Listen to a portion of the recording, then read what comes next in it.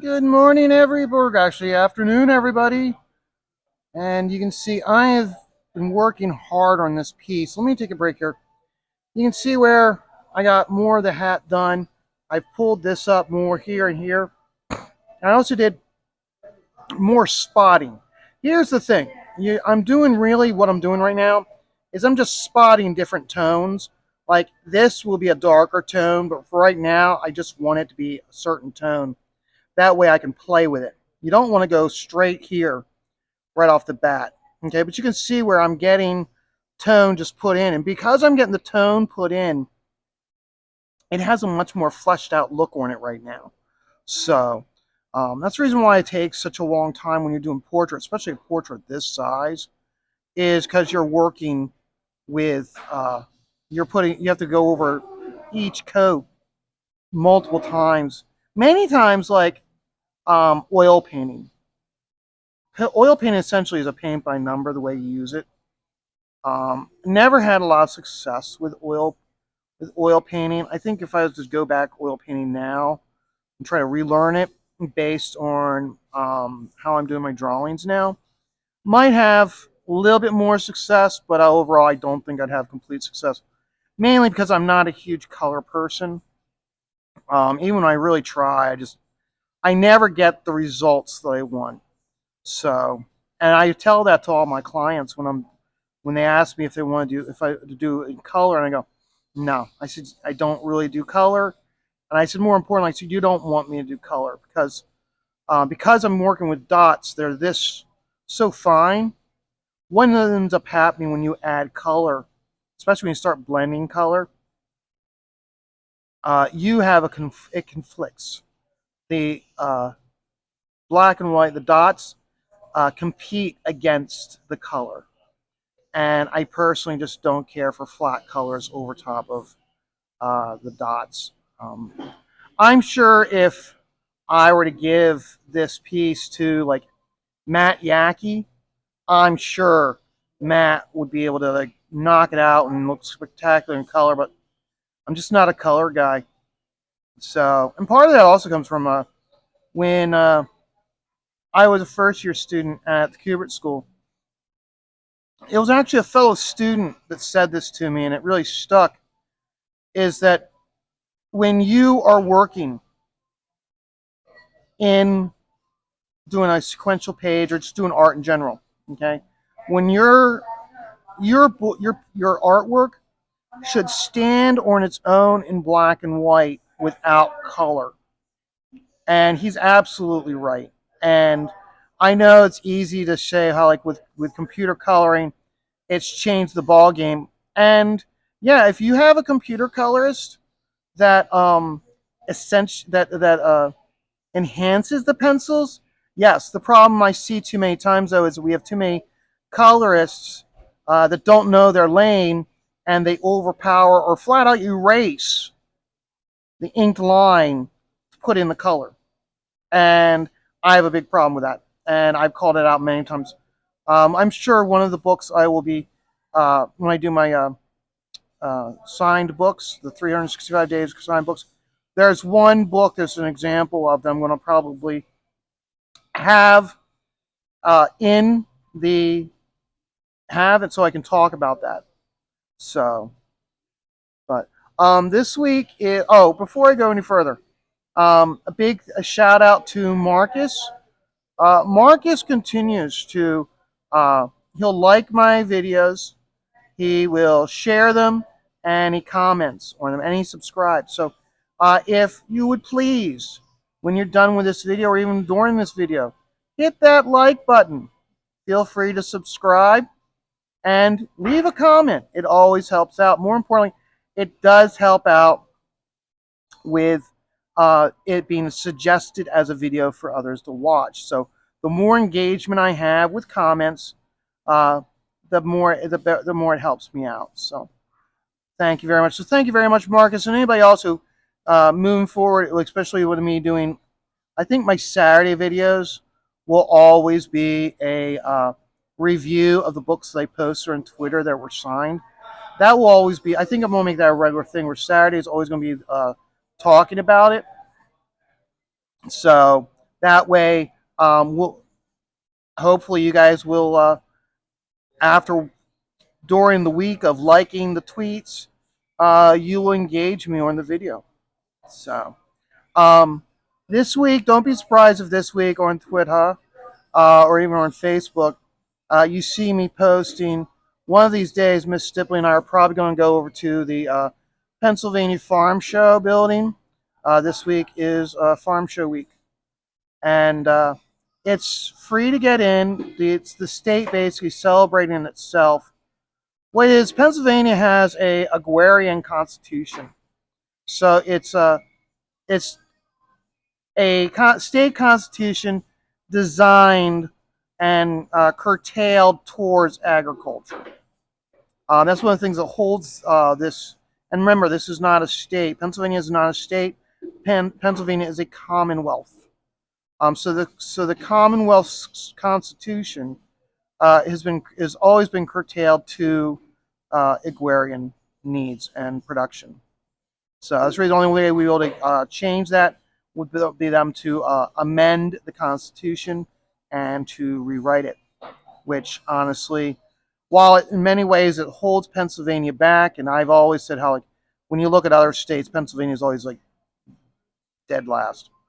But it is what it is, and in some ways, the way things are, everybody's so quick to change everything.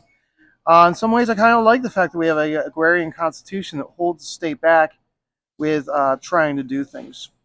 So, because remember, the state constitution, I'm sorry, a state's constitution is basically a rule book on what they can and can't do.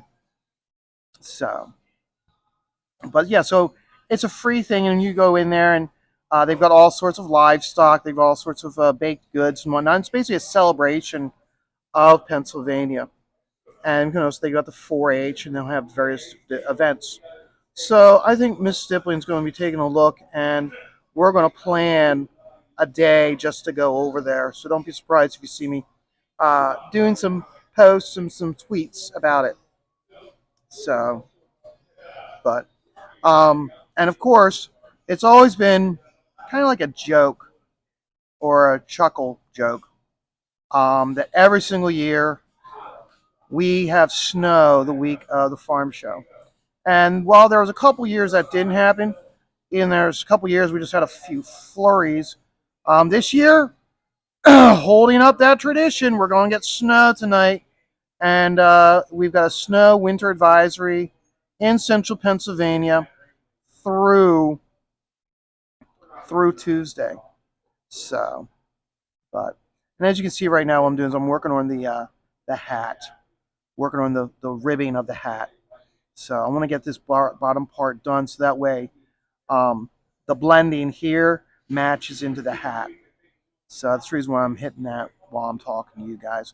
Plus also, you can see more production being done working on the ribbing of this hat as opposed to a 20-minute video and I get from here to here done. So, but, so yesterday was, whoa. So I was here, I was working, and hold on here.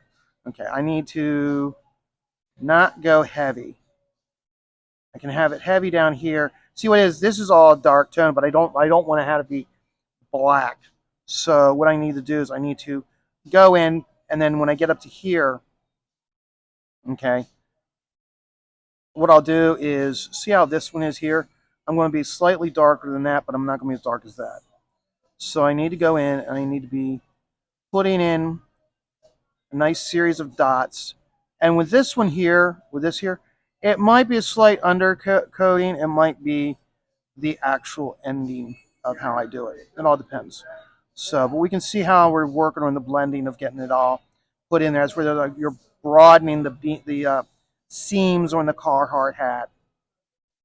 So, but no. So yesterday I was working here, and I think it was about 2:30. 2:30 I started to get drowsy, and I didn't even think about it. Here, somebody made a remark that the Ravens and the Steelers are playing today. I'm like, oh, and here the Ravens were playing the Browns in Baltimore, and so I was like, okay, I'd like to watch part of that game, but I like to watch the Steelers. Well, I'm not going to last that long. So what I did was, um, I went home and had dinner, and then what I'd done is I brought home the Christmas totes. I told Miss Stippling, I said, I'm going to bring home Christmas totes. That way you can start getting Christmas knocked down, getting all that stuff put away. I told her, I said, while that you're doing that, I'm going to be watching the Ravens game and napping. So I get home with the totes, and here she's already got all the stuff from outside taken down. But like all the lights that she had strung up, here she had them wrapped up in balls and were in my lounge chair. So I'm like, okay, I was going to watch the game while in my recliner, but I guess I'm okay. I guess I'm taking the bed or I'm taking the couch. So I lie down on the couch, and the cat curled up with me, and I somewhat watched the game, but mostly slept. And I'm glad I did because the Browns sucked as usual, and I had to deal with the Ravens handing them their ass, which normally I wouldn't care, but because the Steelers have had such a horrible second half of the season, and the AFC North is always the toughest division of all the divisions, in my opinion, and I stand by that. Um, and they've just had a every single game in their division was the second half of the season, when they're like worn down and they've got injuries and whatnot. So they lost. They I think it was like last like 3-4 games they've lost. So they're going down. They're spiraling fast. But what made it even worse was the Steelers needed the Ravens to lose for them to get in. Otherwise, they're now fifth seed on the road wild card, which in the past I would say not that big deal, but this team just does not have the gas to go the distance on the road, I don't think. So we'll see what happens, but goddamn Ravens. Now, here's the thing. I've hated the Ravens since they went to Baltimore. Remember, they went to Baltimore, I think it was like 1999 or 2000. And I wasn't even watching football back then. I'd stopped watching football back in like 93. And I didn't really start watching football again until like, I want to say 2003, 2004. So, and even when I started watching football again, because back when I was a kid, I watched the Rams. But when you go that long of a period of time where you don't care about football at all, and here a bunch of my friends were Steelers fans, so I just kind of started watching, rooting for them, rooting for my friend's team. And then it kind of slowly became my team. But before that, I've always hated the Ravens. So why? I hate those fucking uh, Baltimore Tories. Why do I say that? Well, take a look at the color of the Ravens uniform. It is royal purple. Well, I seem to recall back in 1777, we had to kick the shit out of some royals to get our independence. Then also take a look at their uniform. What do they have blazed on their uniform? Their state flag. What does their state flag look like? Looks like a fucking royal crest from England. Again, 1777, had to kick some ass. So everything about the Ravens, before I even really got into football, back into football, and realized that the Ravens were in the Steelers division, I've hated the Ravens. That doesn't even take into account the fact that because Central Pennsylvania is closer to Baltimore than to Philly or to uh, Pittsburgh, Roger Goodell, fuck you, Roger, he says You are a Ravens market. Fuck you, Roger Goodell. Okay, this market has been the Steelers market and slightly Eagles since forever. Okay, as I joke with Miss Stippling because she's an Eagles fan, as she puts it, when she grew up as a child.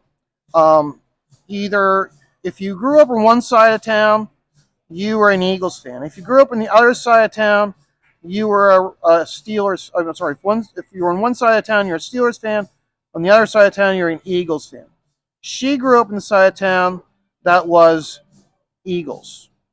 So I always talked whenever we talk football and whatnot. And she's like, "I'm an Eagles fan." My response immediately is, "I can't help it that you grew up on the wrong side of town." My girlfriend's a bad girl. She grew up in the wrong side of town. So, but it's just a joke inside our household.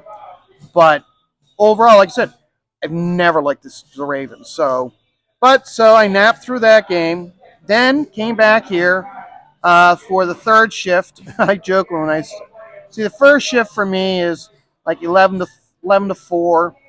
Second shift is like 4 to 8 or 4 to 9, and then third shift is 8 till whenever I leave. And I normally don't leave, and I normally leave around 12:30. Last night I was here till 1. Ugh. But I was getting a lot done. So I came back here for third shift, and I got to slightly watch, more listen to the shrieking and overall profanity from the Steelers fans as they watched the Steelers crash and burn. Which, quite honestly, I look at it and sad truth is, this Steelers team is they got what they deserve. They're not a good enough team. Um, just not what they needed. I mean, they look like a goddamn joke last night. So, but no, so that's even not even the highlight of the night. So just when I was about ready to leave, the person that commissioned me to do this portrait, he comes into the bar. So I'm like, oh, this is great. So he walks over and I pull the piece out because I'm about ready to go. So I pull it out and I show it to him. And he's looking at it and I can tell there's something wrong. He doesn't like it. And he's like, no, no, no, no. And then he goes, can we do something with her mouth? She looks like a zombie. And at that point, I can't laugh at him, but inside I'm laughing at him. I'm not done yet. I said, this is just an undercoating. I go, the closest I have to being done is this corner here, and I'm not even done there. I just have base in here. I still have a lot to be done even here. And at that point, he's like, okay, okay, okay. So once he understood that we still had a ways to go, that was when he was like, okay, okay, I understand now. So because I looked at him, I go, you gave me until the end of January or the third week of January to get this done. And we're in week 1 of January. So I got 2 more weeks to get this done. He's like, okay, oh, yeah, yeah, yeah. And he's like, you're still going to get paid. And then he actually even goes and goes, do you need more money? And I'm like, no. I said, your deposit's still in my wallet. I go, when I get a deposit on one of these pieces, okay, a deposit for me is a commitment from the client that they want the work done. The reason why is because I've had too many jobs where people, I'll do all this work and then they'll be like, I don't like it. I don't want it done. And whereas I'm left high and dry and I put all the work in. So now what I do is when I have a commission, I tell them, I said, look, I said, when you're ready to have this job done or for me to be put on the list to be done, I go, I will need the picture the picture that you want me to use, and I will need a $50 deposit. So I was kind of like, he was like, oh, do you need more? I'm like, no, no, no, no, no. You wait until the job's done, then you pay me the rest of the money. So, and I don't spend that money. I don't. So, so But no, so he was like, so it was kind of entertaining how he was like, oh, okay, this is no, no, no, no, this is not even close to being done. No, that's like that's where like everything I was saying to you, this in the very beginning of this video, is what I was saying to him at the end. So, but we have two campaigns we want to talk about. We're not going to talk long about them because this video is going too long as it is. But I really want to talk about it. First is Von Coleman, the most enthusiastic, infectious person in the crowdfunding scene. His second issue of Phenomenova has launched. It launched on Friday night, and he has, or is at 65% of his goal. Remember, the way Von Coleman does it, he does the first 30 on Fund My Comic. Then he does the second. Then he does the 30-day or 60-day on Kickstarter, and then he does Indiegogo. Remember, and when he does Indiegogo, it's a flex goal. So if he puts $500 down, but he only raises like $300, because it's a flex goal, he still gets all that money because his main goal is to get the funding through Fund My Comic, and then just whatever he gets in Kickstarter or for Indiegogo, that's just like gravy on top to help get the costs of the public printing down. So I'm looking forward to. Another thing also with Vaughn is end of this month, he is going to be at the Garden State Winterfest show in Sussex, New Jersey. So if you're in the North PA, Jersey, New York, tri-state area, I hope that you guys will go up there and support him. If anything, go up there and have him sign the book for you, and talk to him. He's very open. He wants to know how you felt about his book. And people that really like the book, what they'll do is they'll go up and they're like, yeah, and then this, and they'll talk. Basically, they'll like do almost like a line by line, page by page flip through, without flipping through the book right there in front of them. Like, yeah, and then you had the character this, and holy crap, the way you handled this. I mean, and that's what you want to hear. And then, or by firsthand, he can be like, they'll be like, I really like this, but it wasn't too crazy when you did this.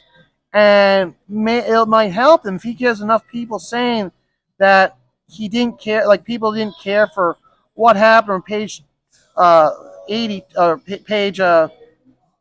page 12, then he knows in the future not to avoid that.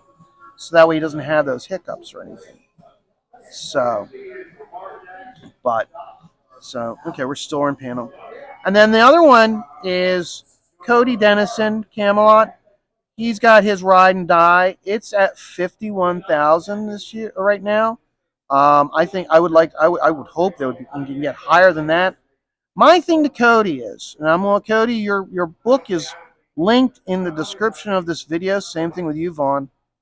But Cody, I like the artwork. I mean, you got colors by Matt Yackey.